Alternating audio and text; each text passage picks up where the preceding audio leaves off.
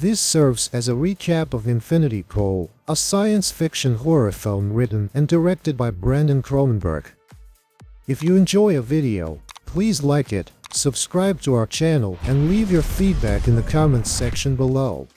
James and M. Foster wake up in a hotel room. They are on vacation in the Croatian town of Letalka, staying at an exclusive resort.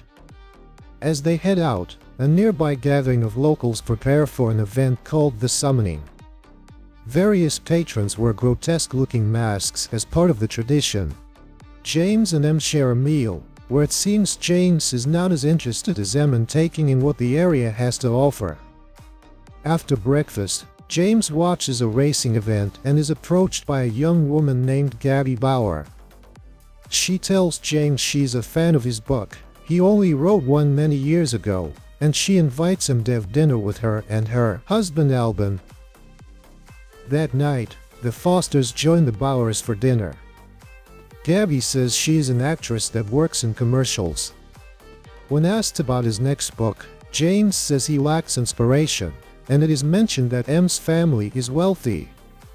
The couples later go on the dance floor, and James and Gabby exchange looks. The following day, M feels uneasy as she learned that Letalka has a high crime rate targeting foreigners. The two are then met by Gabby and Alden, who take them out for a drive to the countryside, despite strict rules for guests not to leave the resort. The couple spend the afternoon by the beachside. James excuses himself as M mentions how her father doesn't like him since he runs a publishing company and told M not to marry a writer. But she didn't care because she hates her dad. James finds a quiet spot to pee and is found by Gabby, who begins to masturbate him to completion. As night falls, the drunken couples start making their way back to the resort, with James driving. He ends up hitting a pedestrian crossing the street, killing the man. Everyone panics, but they move the body off the side of the road and make their way back, with Albin resuming the driving. The following day, James is met by officers at his door who come to arrest him for the hit and run. The Fosters are taken down to the police station, where James meets Detective Thresh.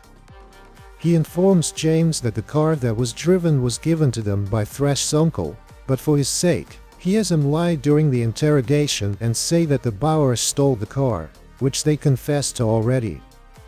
Thresh states that the policy for crimes like the hit and run is death, where the firstborn son of the family will kill the perpetrator to preserve the family's honor. However, Thresh offers James a chance to clone himself so that his double will take the fall for his crime, as this is a policy in Letalka for wealthy visitors. James agrees to go through with it. James undergoes the procedure, stepping inside a chamber and coating his body in red liquid. He experiences trippy visions, including seeing Gabby walking nude around him. When the process is over, James and M get a look at James's double. They sit to witness the execution, where the victim's eldest son shows up to stab the double to death. M is horrified, especially since the double begs for his life. M is desperate to leave the resort after what she witnessed, but James pretends to lose his passport as an excuse to stay. He tells M to leave without him, and she obliges. James extends his stay at the resort and is met by Gabby, who explains things to him. Albin developed the infinity pool as part of a deal, but 2 workers were killed in the construction, and the Bauers were arrested and sentenced to death. Their discovery of cloning was what has kept them alive. Gabby brings James to meet with Albin and other rich jurists, Charles, Jennifer, Dr. Moden, and Bex, who have had doubles made for their crimes. The group then heads out with the creepy masks from earlier to engage in hedonistic acts. They break into the home of a wealthy couple while they are having sex, and they tie them up.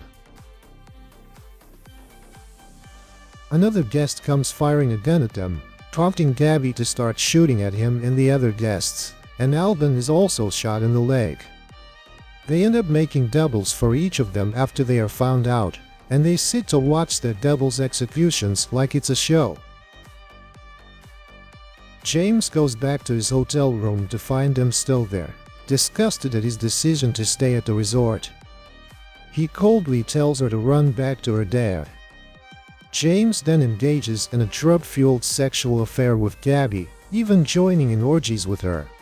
In the evening, James joins the group as they break into a facility and start beating a man who has a bag over his head.